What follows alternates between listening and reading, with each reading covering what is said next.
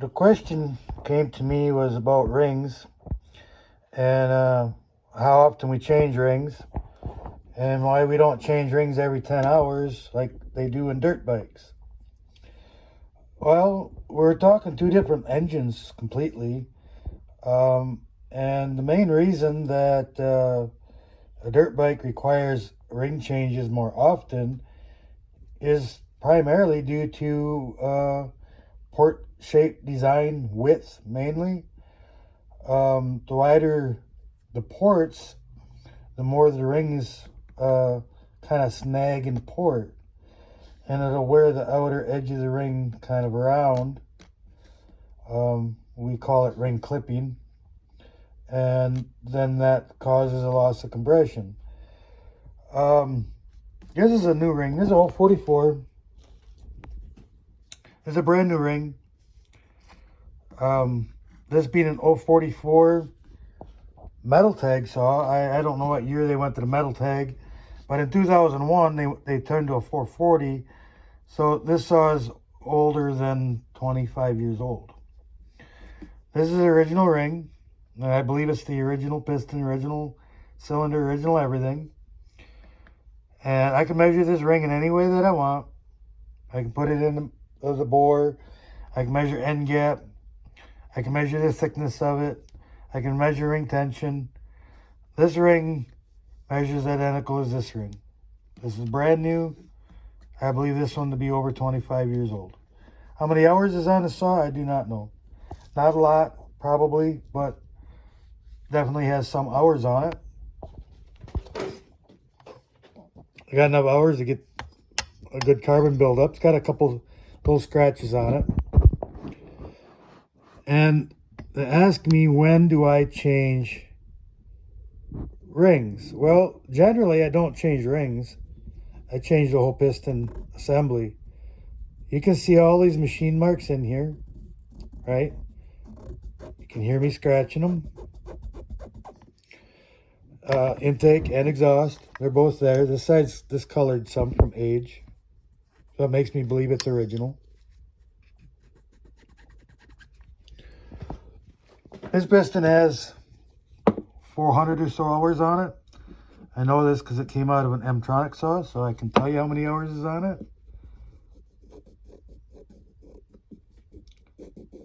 There's very few, if any, machining marks in this anymore. Pretty smooth, okay? Pretty smooth. This is when I would change piston. I don't know that it's wore out of spec as far as measuring it goes, but those machine marks help carry oil and lubricate the cylinder, piston, and once those machine marks are gone, it can't carry oil properly, and from this point on they start to wear excessively. So that's when I change them. So knowing this had about 400 hours on it, I would have to say about every 400 hours instead of every 10 hours. As far as the rings go on that, probably the same thing. You probably couldn't measure a difference. Ring clipping makes a difference. Here's a ring. This came out of an OEM stock Husqvarna, smaller saw. But you can see the crazy ring wear. Wider, really thin, a little wider, a little thinner, right? This was from a poorly machined or whatever, chamfered the shape of the exhaust port. And it just wore that ring off. This was kind of common in these saws, and we've seen a bunch of them. But very odd wear pattern in the ring. And so, you know, A dirt bike, I don't know. Some of them had, you know, a split bridged exhaust port. We don't run bridged exhaust ports, right? It's just a big hole. And, you know, this has got enough time on it to get some carbon in it, right? And so without a bridge and a really wide port, you're going to have, you know, less ring life. I wouldn't say excessive wear, but less ring life due to a wide port. Dirt bikes are, you know, notoriously, it's built for all-out performance and not really concerned about longevity. Kind of compare that to a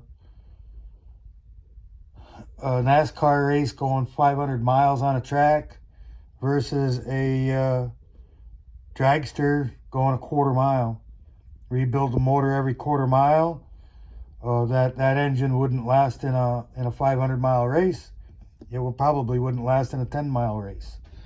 So that's kind of what we're looking at. It's the level of performance versus longevity. You know, it's one of the biggest reasons why I don't really like the widened ports, especially exhaust port. You know, I might widen a 4-port transfer port. This is a 2-port motor. It's just got a single transfer on each side. If you widen them, you'll start snagging rings. 4-port motor, you can widen the transfers out some because it has a bridge. But yeah, that's kind of the whole scheme of it here. These rings, unless you get them excessively hot, you know, and take the tension out of the ring, these rings will last a long, long time. I've had rings last 2,000 hours if you want to put the ring back on a new piston, you know. They're not wore, they just broke in. And why keep changing the rings? It's just not necessary. You know, if your compression is lower and whatever, yeah, change the rings. But you know, unless they look like this and you have this kind of a problem going on, we don't worry about it so much in a chainsaw. You know, dependability. This is a tool. Your dirt bike's a toy. You know, we want peak performance out of our toys, and we're willing to put some money into them to do that. But we don't want to have to do that with our tools. So that's kind of it in a nutshell, guys. I replaced the whole piston. It's seldom that I just replace a ring, because the ring's already broke in. Now, when I take the rings off, which I you know, definitely take the rings off to do the work that I do, the top ring is the top ring and the bottom ring is the bottom ring, and they go back on in the same spot. I ensure that I do that. I never mix up the rings. Once the top ring has been run, or rings have been run in an engine, put them back in the same way they came out. Kind of important because they've already broke in. So that way we don't have a re-break-in period on an engine. Even if it's a brand new saw, come out of the box, it's been ran at the factory. Top ring's the top ring, bottom ring's the bottom ring. But yep, you can measure these any way you want, however you want to do it. Measure the thickness here, measure the thickness this way, measure the diameter, spring tension, you know. You can put a gauge on that, spring tension. You can put them in the bores the proper way and measure your ring end gap, you know. That's truly the proper way. But there's many ways to measure wear on a ring. You know, you can measure every 1/4 of an inch all the way around this, right? And see if you have a spot that's wearing more than somewhere else, other than just doing ring end gap, you know. Let's say you got a sharp edge on a port, and these you got a got a spot on the ring that seems to be wearing more than somewhere else, determine where that spot is and go in and fix the spot on the port. You know, get a little more longevity out of your rings and you know, better port work. But dirt bike's a dirt bike. It's an all-out toy, and they run really hard. And I've had my share of dirt bikes over the years, and from 79 to I think the last one was like 2006 or so. I never changed rings in my dirt bikes because I wasn't racing. I was just put a lot of hours on them, but I wasn't racing. I wasn't worried about peak power, peak performance. You know, rode them hard, but when they needed rebuilt, I rebuilt them. Generally, when they needed a piston, they got a whole assembly. They got everything.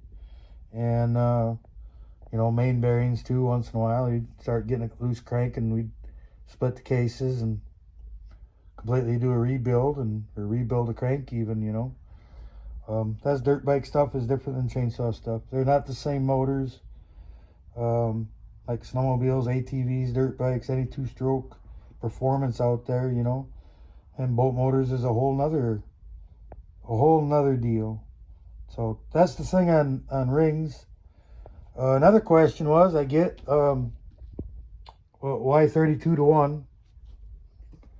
Question, you know, guys say, well, how old is that saw and where is it from that it still requires 32 to 1? Well, that saw happens to have been brand new in the United States. I recommend 32 to 1 in every engine ever produced.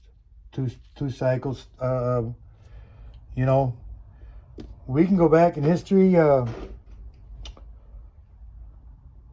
think it was a pint and 2 gallons of gas of SAE 30 non-detergent motor oil, because at that time we did not have two-stroke oil. That was the common. And later on, two-cycle oil comes around. My dad used to mix a quart in 5 gallons, which is about 20 to 1, I believe. I ran 20 to 1 for a long time. Oil mix ratios has more to do with engine RPM than quality or brand or anything about oil. It has more to do with the RPM of the motor. High revving engines, they wash the oil out of the crankcase. Okay? And so in order to get proper lubrication, you need to put more oil into the engine, in the gas or oil injected, however your engine is produced. If you're going to run any chainsaw, don't care what it is, on one of these chainsaw mills, I strongly suggest 20 to 1. Back in the day, it was 16 to 1. A lot of guys say, well, the manufacturer recommends 50 to 1. They have to. They're forced to. It's mandated by the EPA. You can thank California for all this crap. And it's mandated, and they have to tell you that it's 50 to 1. I was a dealer. I know all about this. 32 to 1 is by far a better mix for your saws. You want to save that bottom end. You want to save those bearings. You want to save those lower rod bearings. They need oil. They don't, gasoline doesn't lubricate anything. You'll find that out very quickly if you just put some straight gas in one. 50 to 1, yep, pistons don't wear out. Bearings go bad. So that's my suggestion on oil. 32 to 1. Always has been, always will be. At least that's where you got to start. These saws that I'm building are a little higher RPM, and the higher the RPM, the more oil is required. And if you're working the saw hard, you definitely should be running 32 to 1, if not even 24 or 20 to 1. So it's just a recommendation, guys. You guys, if you don't believe in it, you can do whatever you want to your motors. It's your motors. It's not mine. It's yours. You can do what you want. It's just a recommendation, and you know, I'm not mandating you to do anything. So, anyways, till the next one.